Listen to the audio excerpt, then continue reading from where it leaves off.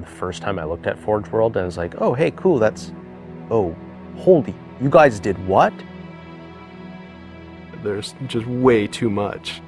You can't keep it all in your head at once. It was so beyond our production capability. We were just like, that's crazy. We can't do that. I couldn't stop the artist who started creating it.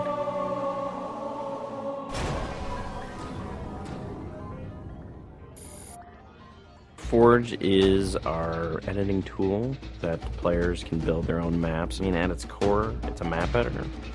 We always had this vision right from the get-go, which is anyone can build anything. Giving the fans the tools, they can take it and run with it and make it their own. Forge World actually started as 5 separate maps. And I said, wouldn't it be cool if, like, you could play this and go over there, and then play over there if you wanted. And Forge World was born. There were a lot of people telling us that, no, you cannot ship this as one big map. We have this awesome new automatically generated LOD system called impostering that makes objects that are really far away really cheap to draw. We're pushing what we can do with the Forge budget, so that lets us have many more objects up on the screen at once, which lets us put more objects into Forge. Interesting to take the Banshee or Falcon out for a spin in Forge World, because it actually takes a while to get from one end to the other.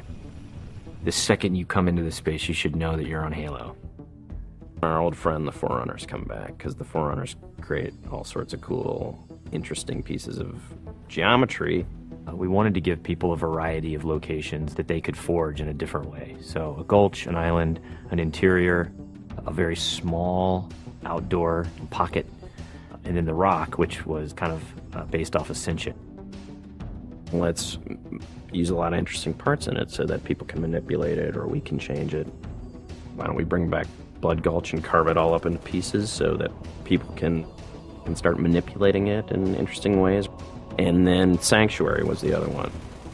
The Cage and Paradiso, that's just Chad and I playing with the map editor and actually building cool maps within Forge World. I mean, we were doing that exactly how the fans would do that.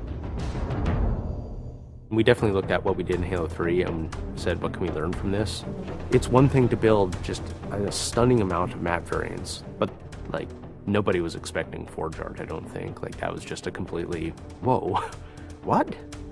The Rube Goldberg machines, yeah, those are everywhere. In Halo 3, it was cool that you could move things around, but it was still kind of clunky. And we're like, we have to make this better. What are some of the tricks that the community is using, and how can we make those not be tricks and just make those be tools? We took that stuff and made it like a real feature. There's normal, phased, and fixed. So normal is like Halo 3 style, you know, it bumps into stuff when you let it go and it falls to the ground and moves around and stuff. And fixed is the same thing, except when you let it go, it stays exactly where it was. And then phased is the coolest because it means that while you're editing the object, it's not actually interacting with the environment. You can put it through a wall, you can put it, you know, through other objects.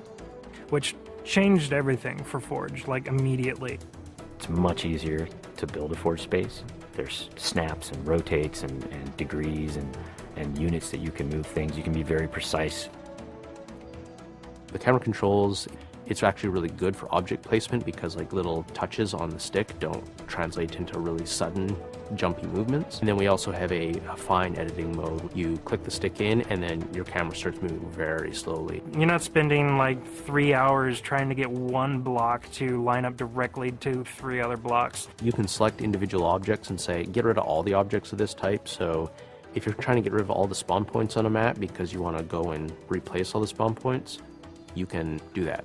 You can do custom colors. You can take these Forge pieces and say, hey, that's blue. So the blue base can truly look like the blue base. Reach's expanded sandbox includes new things like, you know, jetpacks. And if people want to build some sort of 3D map and really make use of the jetpack, they can do that now. Custom game options and Forge go together like peanut butter and jelly. You're able to do things with game types that people might not even expect. My favorite example is King of the Hill, where the warthog is the hill. I'm super excited to see what people do with it when it goes out, because there's so much crazy stuff in there that's amazing. We are shipping maps on the disc that we made in Forge ourselves. So The tools are there. If you have the time and the talent, you can make it.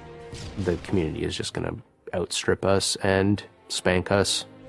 With the new tagging system, you can save a forged variant, you can post it to your file share, and then you can say, sweet new map. Things that are good are downloaded by a lot of people and passed around to a lot of people, and that makes the really sweet stuff bubble up to the top. I'm looking forward to what the next big community game type is going to be. We realized that Reach was our swan song to Halo, and what better way to do that than to let people do what we've been doing all along, which is creating new cool maps. It's nice to go out with a bang, and this is a pretty big one.